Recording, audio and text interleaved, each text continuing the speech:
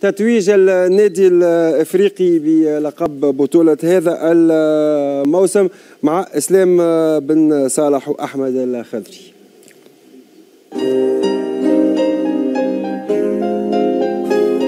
عارفين شنو نهزوها الشامبيونا مي الله اعلم كيفاش نهزوها.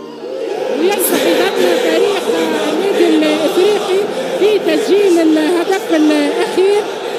مبروك للافريقي. الشعب حمينا احنا لبنينا سوارق الروح والدم مدينا بينا يا وعالم. الحمد لله يا ربي قعدنا مركزين لاخر طور. حق تشوفوا رجال سيرتورا ورجال فوق في الجرادا. الحمد لله ورب كبير. قوي للطنبور ست سنة جمعة ثواني غيرت مسار البطولة من باب سويقة لباب جديد في سيناريو هو الأكثر إثارة منذ سنوات في ديربي كرة اليد، وهكا الإفريقي يحسم لقب البطولة 13 في تاريخه ويرجع لمنصة التتويج بعد غياب 7 سنوات. الحمد لله فرحنا اهالي باب جديد والحمد لله يا ربي اليوم أبطال تونس الحمد لله.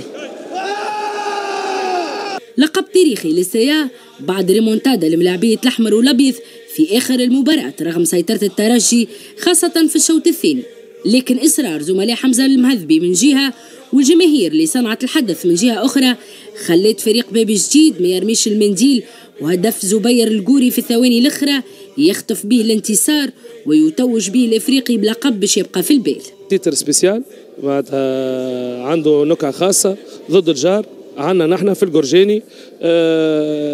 السيناريو متاعو كان حلو وزادوا بنا وزادوا رونق وزادوا شاغب.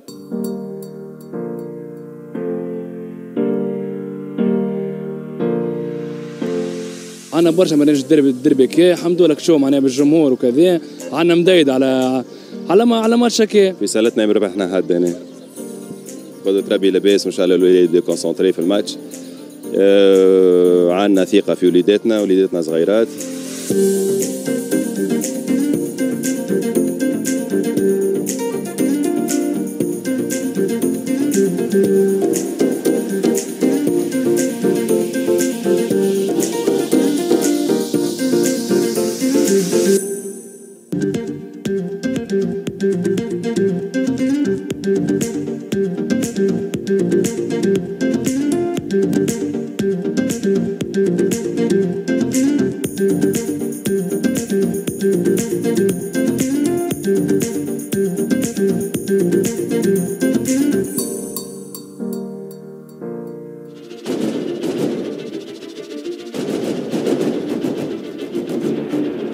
رغم الأسبقية المعنوية اللي دخل بها الترجي مباراة الديربي، إذا عرفنا أنه في آخر 10 مواسم انتصر في 19 مواجهة من جملة 33 مباراة ضد جاره الإفريقي مقابل 10 انتصارات للسيا و4 مباريات انتهت بالتعادل، لكن ديربي نهار السبت دخلوا أبناء المدرب محمد المسعودي بعزيمة كبيرة وخذوا الأسبقية من البداية، وبقاو زملاء البوغانمي يبحثوا على التعديل.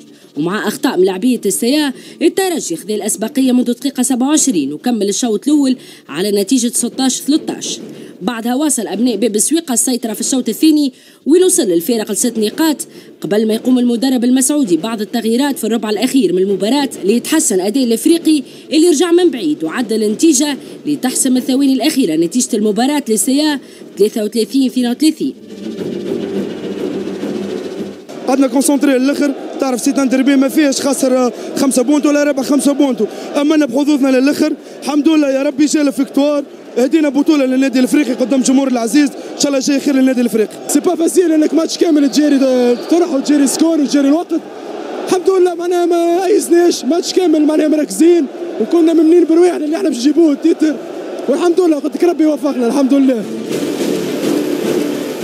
النادي الافريقي راهن على بطولة الموسم هذا بعناصر عندها الخبرة كيما سليم الهدوي ومحمد علي بحر، وعناصر شابة متعطشة للألقاب على غرار علي مصطفى رامي حمام زبير الجوري، وعرفت كيفاش تكون في الموعد وتقدم الإضافة رغم الرهان الكبير ضد ملاعبية الترجي اللي كانوا يبحثوا على اللقب الرابع على التوالي والتربع مرة أخرى على عرش كرة اليد محليا. تتويج الإفريقي باللقب كانوا راه مدرب من أبناء القلعة الحمراء والبيضة، عرف كيفاش يتعامل مع ملاعبيته ووصل الحلم للمتر الأخير وكسب الرهان عن جدارة خاصة مع كيفية تعامله مع مباراة الديربي في الدقائق الأخرى من خلال التغييرات اللي قام بها. هبطنا اللاعبين اللي ما خذوش برشا وقت في الموسم هذايا، الحمد لله، كيما اسمه زبير، كيما شفيق عطاو لي اضافه، كيما وائل كيف وقت اللي عملنا شونجمونات عطاو لي اضافه، الحارس سيف الزاير زاد عطا لي اضافه. دونك هذه هي المجموعه، هذه هو معناها كي تبدا عندك مجموعه وتجيريها دونك تلقى لي سوليسيون. الحمد لله هذه سون ريكومبونس للمسؤولين واللي ساهرين على الفرع وللاطار الفني، للاطار الاداري، للاعبين، للاطار الطبي، للعائله نتاع الهاندبال اللي عائله كبيره في النادي الافريقي. داير المسؤولين اللي كانوا في النادي الافريقي يتعداوا ديما يكونوا مسؤولين في الهاندبال، وان شاء الله نراوهم القدام. النادي الافريقي حقق الحلم بالعوده للتتويج بلقب البطوله بعد غياب طال على احبائه، ليدون التاريخ اسمه من ذهب بعد سيناريو هيتشكوكي في ديربي نتمنى نشوفوه في كل موسم.